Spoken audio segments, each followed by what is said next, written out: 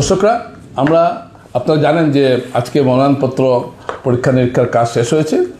তো আজকে প্রথম আমরা নির্বাচনের যে প্রচার যে সমীক্ষাগুলো শুরু করতে যাচ্ছি। তো প্রথমেই আমরা এসে পৌঁছেছি লক্ষ্মীপুরে এবং এখানে আমরা এসেছি মন্ত্রী কৌশিক রায়ের বাড়িতে। আপনারা জানেন যে কৌশিক রায় লক্ষ্মীপুর আসনে প্রতিদ্বন্দ্বিতা করছেন এবং তার জয় সম্বন্ধে আর নিঃসন্দেহ এটা আমাদের বলার অপেক্ষা রাখে না। মার্জিনটা কত হবে এটা নিয়ে অনেক চুলচেরা বিশ্লেষণ চলছে, সেটা অন্য প্রশ্ন। আমি গোটা বরাক উপত্যকার বিজেপি প্রার্থী কীরকম হয়েছে, তার জেতার সম্ভাবনা কতটুকু, এই সম্পর্কে আমি তার কাছে জানতে চাইব। তো প্রথমে অনেক অনেক ধন্যবাদ আপনাকে, আপনি সময় দিয়েছেন। প্রথমে আসি আপনার কেন্দ্রে। সবাই বলছেন যে এবার লক্ষ্মীপুরে প্রতিদ্বন্দ্বিতা হবে না, তো আপনি কি ভাবছেন? দেখুন, নির্বাচনে ভারতীয় জনতা পার্টি আমাকে প্রার্থী হিসাবে এখানে মনোনীত করেছে। আমরা সবার আশীর্বাদ নিয়ে গতকালকে মনোনয়নপত্র জমা দিয়েছি এবং লক্ষ্মীপুরের মানুষ একটা নিশ্চিত করেছেন ইতিমধ্যে যে আমরা সবাই বিজেপিকে যেভাবে গত 5 বছর বিজেপি এলাকার জন্য কিছু কাজ করতে পেরেছে, আগামী দিনেও যাতে আমরা কাজ করতে পারি। আসামে যাতে আবার তৃতীয়বারের জন্য বিজেপি সরকার হয়, ডক্টর হিমন্ত বিশ্ব শর্মার নেতৃত্বে আবার যাতে আসামে উনি মুখ্যমন্ত্রী হয়ে আমাদের এলাকার উন্নয়ন করতে পারে এবং সেই লক্ষ্যে লক্ষ্মীপুরের মানুষ ভারতীয় জনতা পার্টিকে এবারও নিশ্চিতভাবে বিজয় করবেন, এটাতে কোনো সন্দেহ নেই। আপনি কত ভোটে বিজয়ী হবেন বলে আশা করছেন? দেখুন, কত ভোটে বিজয় এটা জনগণ স্থির করবেন, গণদেবতারা স্থির করবেন। কিন্তু একটা কথা, বিগত 5 বছর এখানে বিধায়ক হয়ে এলাকার উন্নয়নের জন্য চেষ্টা করেছি। আর সবচেয়ে বড় প্রাপ্তি হলো এটাই যে এখান থেকে লক্ষ্মীপুরের কোনো ব্যক্তি বিজেপির বিরুদ্ধে বা আমার বিরুদ্ধে কেউ মনোনয়নপত্র জমা দেননি। এই 5 বছরে কাজ করেছি, লক্ষ্মীপুরের মানুষের ভালোবাসা পেয়েছি, লক্ষ্মীপুরের মানুষের যে সম্মান আমি পেয়েছি এবং এটা প্রতিফলন যে কেউ লক্ষ্মীপুর থেকে এই নির্বাচনে কোনো দলের প্রার্থী বা নির্দলও কেউ প্রার্থী হননি। জোরজবস্তি করে একজন প্রার্থী গতকালকে বিকালবেলা দেওয়ানো হয়েছিল, উনিও প্রত্যাহার করে বলেছেন যে আমরা সবাই উন্নয়নের সঙ্গে থাকতে চাই এবং এটা দিয়ে বোঝা যায় যে লক্ষ্মীপুরের মানুষ একতরফাভাবে আজকের দিনে ভারতীয় জনতা পার্টির সঙ্গে আছেন, যেটা নির্বাচনের ফলাফলও এটা প্রমাণিত হবে। আচ্ছা, একটি কথা বিভিন্ন রাজনৈতিক মহলে আলোচিত হচ্ছে যে বিজেপি যে 6টি আসনের প্রার্থী দিয়েছে কাছাড় জেলায়, শুধু আপনার আসন ছাড়া বাকি আসনগুলিতে বিজেপি একটা প্রতিদ্বন্দ্বিতার মুখে পড়তে পারে, এই বিষয়ে আপনার কি বক্তব্য? দেখুন, কোনো জায়গাতে প্রতিদ্বন্দ্বিতা নেই। আমি আপনাকে বলতে চাই যে লক্ষ্মীপুরের ব্যাপার আপনার জানা আছে। 2 নম্বর এরপরে আসন যেটা হলো উধারবন্দ আসন, বড়খোলা, কাটিগড়া, শিলচর, ধলাই, এই 6টি আসনে ভারতীয় জনতা পার্টি প্রার্থী দিয়েছে। আজকের দিনে আপনাকে আমি বলছি এবং আপনি 4 মে যেদিন ভোটের গণনা হবে, ভোটের ফলাফল ঘোষণা হবে, সেদিনও দেখবেন যে বিজেপি অতীতের প্রত্যেকটা বিধানসভায় অতীতের পুরো রেকর্ডগুলোকে ভেঙে সবচেয়ে বেশি ডিফারেন্সে প্রত্যেক বিধানসভাতে নির্বাচিত হবে। আমরা উধারবন্দে যদি দেখি, আমরা 10,000 ভোটে উধারবন্দে আমরা জয়ী হয়েছিলাম। এবার আপনি দেখবেন যে এর চেয়ে প্রায় 3 থেকে 4 গুণ বেশি ডিফারেন্স আমাদের থাকবে, মানে 30 থেকে 40 হাজারের ভোটের ডিফারেন্স আমাদের উধারবন্দে থাকবে। অনুরূপভাবে বড়খোলাতে, কাটিগড়াতে, আমাদের শিলচরে বা ধলাইতে প্রত্যেক জায়গাতে বিজেপির যে ডিফারেন্সটা আপনার আছে সেটা 30, 40, 50,000-এর ডিফারেন্স হবে। বিভিন্ন জায়গাতে কোনো প্রতিদ্বন্দ্বিতাই নেই যে কেউ বলছেন যে অমুক বিধানসভাতে খুব টাফ লড়াই, অমুক লড়াই। যারা যে ভোটের উপরে বেস করে বা যাদের উপরে বেস করে যারা নির্বাচনে প্রতিদ্বন্দ্বিতা হবেন বলে আশা করছেন, এই প্রত্যেকেই মানুষ আমাদের সঙ্গে যুক্ত আছে। কারণ সবাই চান যে বিজেপি সরকার হোক, ডেভেলপমেন্ট সবাই চান। ডক্টর হিমন্ত বিশ্ব শর্মাকে মুখ্যমন্ত্রী বানানোর জন্য সবাই তৈরি আছেন। মোদিজির নেতৃত্বে যাতে আবার আমাদের সরকার হয় সবাই চাইছেন এবং উন্নয়নের লক্ষ্যে আপনি দেখবেন যে প্রত্যেকটা সমষ্টিতে বিজেপি প্রার্থীরা জয় হবেন। এখানে সুনাই বিধানসভা, যেখানে আমরা এনডিএ এজিপি আমাদের প্রার্থী আমরা দিয়েছি এবং আজকের দিনে অনেকে যেটা ভেবেছিলেন যে সুনাইতে কংগ্রেস অনায়াসে জিতবে, সেই পরিস্থিতি কিন্তু আজকে পাল্টে গেছে। অনেক লোক কংগ্রেস থেকে এজিপিতে যোগদান করছেন। আজকে সকালবেলাও আমার কাছে স্বাধীনবাজার এলাকার লোকরা এসেছিলেন যে বিজেপিতে যোগদান করার জন্য। আমরা সবাই বলেছি যে আমাদের লক্ষ্য হলো একটাই, যে কাছাড়ে কংগ্রেস শূন্য আমরা করব, কাছাড়ের 7 সিটে এনডিএ প্রার্থীদেরকে আমরা জিতাতে পারবো, এবং আমি আশা করি যে সুনাইতেও এটা খুব ভালো একটা ফলাফল এনডিএর পক্ষে হবে বলে আমি আশাবাদী।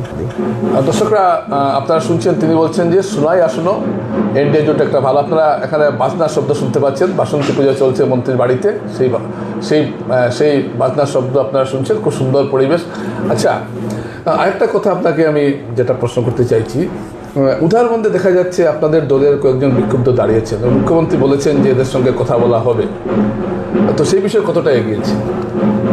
দেখুন, আমরা যারা বিজেপির কার্যকর্তা, যেদিন মনোনয়ন ঘোষণা হয়েছিল কে পেয়েছেন, আমরা দেখেছি যে সংবাদ মাধ্যমের যারা আমাদের সাংবাদিক বন্ধুরা খুবই ব্যস্ত ছিলেন যে বিজেপির ফল খুব খারাপ হবে, এত বিদ্রোহ, এত কিন্তু আজকে আপনারা দেখেছেন যে কোনো বিধানসভাতেই কোনো সেই রকমের কোনো কিছু নেই। অমলেন্দু দাস আমাদের দলের যিনি প্রার্থী ছিলেন গত নির্বাচনে বরখলায়, উনি এক মনোনয়নপত্র জমা দিয়েছেন। আমি আশা করি উনিও ওনার মনোনয়নপত্র প্রত্যাহার করবেন। উধারবন্দে মিঠুন নাথ মনোনয়নপত্র জমা দিয়েছেন, আমরা আলাপ আলোচনা করছি, এবং আমি আশা করি যে বিজেপিকে সরকারে আনার লক্ষ্যে বৃহত্তর চিন্তাধারা নিয়ে সবাই ভারতীয় জনতা পার্টির সঙ্গে আসবেন। লক্ষ্য একটাই যে আবার আমরা বিজেপি সরকার আসামে বানাতে হবে, আর এই সরকারের মাধ্যমে যাতে আমরা ডেভেলপমেন্ট আমাদের এই ভ্যালিতে, আমাদের এই উপত্যকে আনতে পারি, সেই হিসাবে আমরা কাজ করছি। সঙ্গে আমি আজকের দিনে আপনাদেরকে বলছি যে বাকি কোনো বিধানসভাতে, যেটা আপনারা লক্ষ্য করেছিলেন, এরকম কোনো প্রভাব নেই। অনেক বিধানসভাতে কংগ্রেসের অনেক লোকরা আমাদের সঙ্গে যোগাযোগে আছেন, আগামী দিনে অনেকে এর মধ্যে থেকে বিজেপিতে যোগদানও করবেন, আর অনেক আছেন যারা হয়তো আসবেন না, সরাসরিভাবে দলে আসবেন না, কিন্তু যাতে বিজেপি জয় সুনিশ্চিত করতে হয় সেটার জন্য তারা আমাদেরকে সাহায্য করবেন। আচ্ছা, শিলচর আসনে এবার প্রার্থী নিয়ে একটা অনেক আপনারা দেখেছেন যে সোশ্যাল মিডিয়ায় বেশ আলোচনা চলছে, তো শিলচর আসনে কি আপনি ভাবছেন না যে বিজেপির কোনো প্রভাব পড়তে পারে প্রার্থীর জন্য? আমি আপনাকে আবার বলছি যে দীপায়ন চক্রবর্তী গত 5 বছর তৎপরতার সঙ্গে শিলচরের উন্নয়নের জন্য উনি কাজ করেছে। বিভিন্ন বিষয়, যে বিষয়গুলি দীর্ঘদিন থেকে সমাধান হচ্ছিল না, এরকমও অনেক কাজ উনি প্রয়াস করেছেন। আজকের দিনে অনেকগুলা কাজ সম্পূর্ণ হয়েছে, অনেকগুলা কাজ এখন চলছে। আমরা এখানে ডক্টর রাজদীপ রায়, যিনি আমাদের প্রাক্তন সাংসদ ছিলেন, ওনাকে দল এখানে প্রার্থী করেছে। এবং আমি আবার আপনাকে কথা বলতে চাই যে গত বিধানসভাতে যে আমাদের ডিফারেন্স ছিল, এর চেয়ে নিশ্চিতভাবে 100% আমার যে ডিফারেন্স, সেই ডিফারেন্স আরও বৃদ্ধি হবে। যে ডক্টর রাজদীপ রায় মানুষের সাহায্য, সহযোগিতা, আশীর্বাদ পেয়ে বিশাল ব্যবধানে শিলচর বিধানসভা থেকে নির্বাচিত হবেন। মানুষের মনের মধ্যে কোনো ক্ষোভ নেই, মানুষের মনের মধ্যে বিজেপি নিয়ে কোনো সন্দেহ নেই। আর আমরা সবাই চাইছেন যে বিজেপি সরকার আসামে আসুক। কয়েকদিন আগে আপনারা দেখেছেন যে প্রধানমন্ত্রী মহাশয় যখন শিলচরে এসেছেন, কিভাবে বাঁধ ভাঙা উল্লাস নিয়ে মানুষ সেই সভাতে উপস্থিত হয়েছিলেন। অনেকে বলেছিলেন যে এখানে লক্ষাধিক মানুষ হবে না, অনেকে বলেছিলেন যে মোদিজি আসছেন, সেই ক্রেজ মোদিজির নেই, কিন্তু আপনারা দেখেছেন যে 2 লক্ষের অধিক লোক এই সকালবেলা এই প্রতিকূল অবস্থাতেও সেই জায়গাতে উপস্থিত হয়েছে। এবং সেটা বিজেপির প্রতি মানুষের যে আস্থা, মোদিজির প্রতি মানুষের যে আস্থা, মুখ্যমন্ত্রী ডক্টর হিমন্ত বিশ্ব শর্মার প্রতি যে আস্থা, সেই আস্থায় সেদিন প্রতিফলিত হয়েছে। আচ্ছা, একটা কথা বারবার বলা হচ্ছে যে কমলাক্ষ দেবপুরকাস্তকে যে মনোনয়ন দেওয়া হয়েছে কাঠিগড়ায়, তিনি স্থানীয়রা খুব বিক্ষুব্ধ, ওদের মনে মনে একটা ক্ষোভ রয়েছে, যদিও এসব বিষয়ে উদাহরণদের মতো ততটা প্রকাশ্যে আসেনি। তো এই সম্পর্কে আপনারা কি চিন্তা ভাবনা করছেন, বা এরকম কোনো বিক্ষোভ কি আপনারা দেখেছেন বা অসন্তোষ দেখেছেন? যারা প্রচার করছিলেন যে বিজেপিতে অসন্তোষ, তারা দেখেছেন যে বিজেপিতে কোনো অসন্তোষ হয়নি, উল্টা কংগ্রেসের অফিসে ভাঙা হয়েছে। এবং কংগ্রেস থেকে কংগ্রেসের লোকরা মানে নির্দল হিসাবে কংগ্রেসের বিরুদ্ধে প্রতিদ্বন্দ্বিতাতে সেখানে নেমেছেন।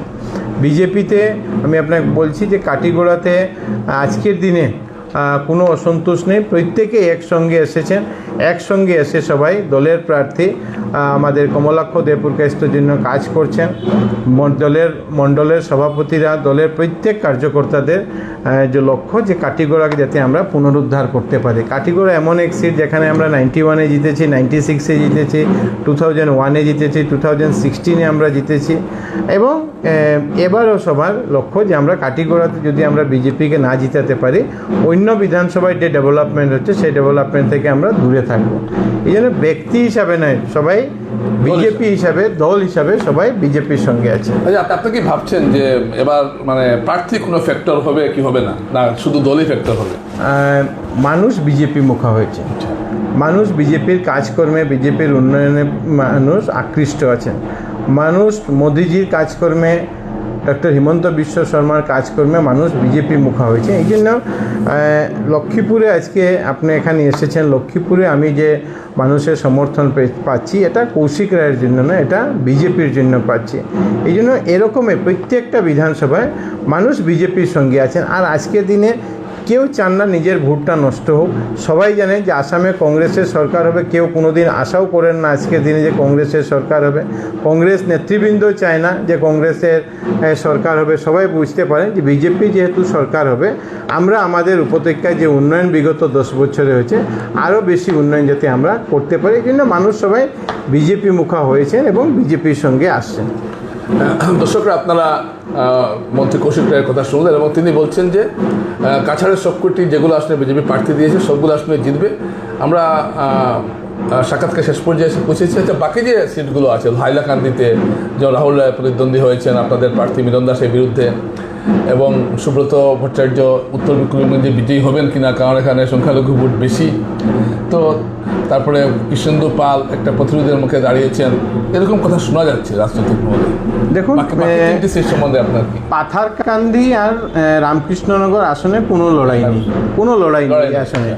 এবং আপনাদেরকে বলছি যে লোকসভা যে ফলাফল যেটা পাথারকান্দি এবং রামকৃষ্ণনগরে ছিল, এর চেয়েও অনেক ভালো ফলাফল সেখানে হবে। থাকলো উত্তর করিমগঞ্জ আসনে আমরা লোকসভা নির্বাচনে আমরা সেখানে প্রায় 8,500 ভোটে আমরা লিডে ছিলাম। আমি আশা করছি যে পাথারকান্দি উত্তর করিমগঞ্জ আসনে আমরা জিততে পারবো। হাইলাকান্দি আসন যেটা, হাইলাকান্দি আসনে আমরা গত লোকসভা নির্বাচনে প্রায় 50,000 ভোটে আমাদের লিড ছিল। আমি আশাবাদী যে রাহুল রায় কোনো ফ্যাক্টর নেই। রাহুল রায়কে মানুষ ভালোভাবেই চিনেন, ভালোভাবেই জানেন। গতবার স্বামী স্ত্রী দুজনেরই জামানত বাজেয়াপ্ত হয়েছে। নির্বাচনে বিভিন্ন জায়গায় লড়াই ওনার রেখে দিয়েছে। এই জন্য ডক্টর মিলন দাসের প্রতি মানুষের একটা আস্থা, মানুষের যে বিশ্বাস আছে, হাইলাকান্দি আসনও আমরা জিতবো, এটাতে কোনো সন্দেহ নেই। এবং আমি আজকের দিনে আপনাদেরকে বলতে চাই যে বিগত লোকসভায় 10টি আসনে, বরাকের 13-র মধ্যে 10টি আসনে আমরা প্রথম স্থানে ছিলাম। এই প্রত্যেকটি স্থানে আমরা এবছরও প্রথম থাকবো এবং এর সঙ্গে এনডিএ হিসাবে সুনাই আমাদের সঙ্গে যুক্ত হবে। আমরা 91-এর রেকর্ড যে বিজেপির বরাক ভ্যালির যে রেকর্ড ছিল যে 15-র মধ্যে 9, এবার 13-র মধ্যে আমরা 10+ আমরা বরাক ভ্যালি থেকে এনডিএ প্রার্থীদেরকে আমরা জয় করতে সক্ষম হব। আমি শেষ প্রশ্ন আপনাকে করি। দর্শকরা শুনছেন, তিনি বলছেন যে বরাক উপত্যকায় বিজেপি 10টি আসন পাবে এবং তার জোট এনডিএ কমপক্ষে 1টি আসন পাবে। শেষ মুহূর্তে বলছি যে একটা কথা আমরা শুনছিলাম যে এসআরের পর সব জায়গায় ভোট কমেছে, কিন্তু আপনার এলাকায় নাকি বেড়েছে। এসআরের প্রক্রিয়া যেটা হয়েছে, এসআর একটা এমন এক প্রক্রিয়া ছিল যেখানে বিএলওর মাধ্যমে যারা মাইগ্রেটেড ভোটার আছেন, যারা স্থায়ীভাবে এখান থেকে মাইগ্রেটেড হয়ে গেছেন, যারা মৃত ভোটাররা, এরকম মানুষের নাম কর্তন হয়েছে, প্রত্যেক বিধানসভাতে হয়েছে। কিন্তু অনেক জায়গাতে নতুন মানুষের নাম মানে অন্তর্ভুক্ত হয়েছে, যাদের হয়তো বাইরে থেকে কেউ মাইগ্রেট হয়ে এখানে এসেছেন, বাইরে থেকে কেউ এখানে বিয়ে হয়ে এসেছেন, হয়তো কেউ 18 বছর সম্পূর্ণ করেছেন।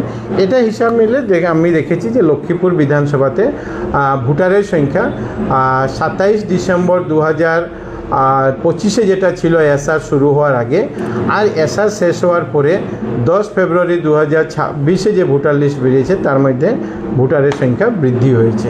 তো এটা একটা প্রক্রিয়া, সুন্দর প্রক্রিয়া ইলেকশন কমিশন করেছিলেন যে মরা মানুষের নামগুলা বাদ যাও, নতুন যারা জেনুইন ভোটার তাদের নামগুলা যাতে ইনক্লুড হোক। আর আপনারা জানেন যে অনেকগুলা গ্রাম আছে, বাগান আছে যেখানে হয়তো বিয়ে হয়ে কেউ এসেছেন, অনেক বছর হয়েছে, কিন্তু তার নাম ভোটার লিস্টে অন্তর্ভুক্ত হয়নি। এবার বিএলওদের তৎপরতায় সেই নামগুলি অন্তর্ভুক্ত হয়েছে।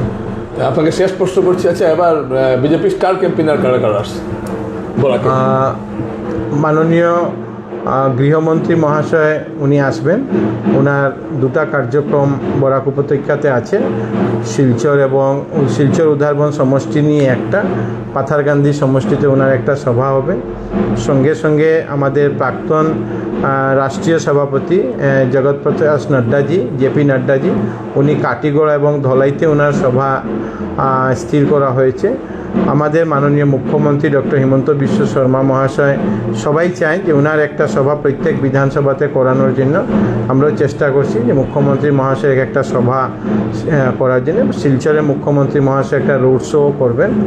ত্রিপুরার মুখ্যমন্ত্রী মহাশয় শ্রী মানিক শাহ মহাশয়, ডক্টর মানিক শাহ মহাশয়, উনিও 28 তারিখে আসার কথা আছে। আমাদের কেন্দ্রীয় মন্ত্রী প্রাক্তন মুখ্যমন্ত্রী শ্রী সর্বানন্দ সোনোয়াল মহাশয়েরও 27 তারিখে আসার কথা আছে। এখন পর্যন্ত এইগুলি আছে। এর সঙ্গে আমাদের উত্তরপ্রদেশের মুখ্যমন্ত্রী যোগী আদিত্যনাথ, ওনারও আসার কার্যক্রম আছে, দুটি বিধানসভাতে কার্যক্রম করা। তো আপাতত এই নামগুলি মোটামুটিভাবে এসেছে, দিন স্থির হয়নি, কিন্তু যেভাবে প্রধানমন্ত্রী মহাশয়ের কার্যক্রম হয়েছে, প্রধানমন্ত্রী মহাশয় যেভাবে উৎসাহের সঙ্গে মানুষ প্রধানমন্ত্রী মহাশয়ের কার্যক্রমে গেছেন, তারপরে আমরা মনে করি যে প্রচারের দিক থেকে আমাদের অনেক কাজ এগিয়ে গেছে। এবং এই আমাদের গৃহমন্ত্রী মহাশয় যে নাড্ডাজি, আমাদের মুখ্যমন্ত্রী মহাশয়, প্রাক্তন মুখ্যমন্ত্রী মহাশয় যোগীজি আসার পরে যে নির্বাচন যে প্রচার, সেই প্রচার আরও তুঙ্গে যাবে এবং এটার ভালো ফলাফল ভারতীয় জনতা পার্টির জন্য হবে। আপনাকে অনেক অনেক ধন্যবাদ যে আপনি আমাদের সময় দিয়েছেন।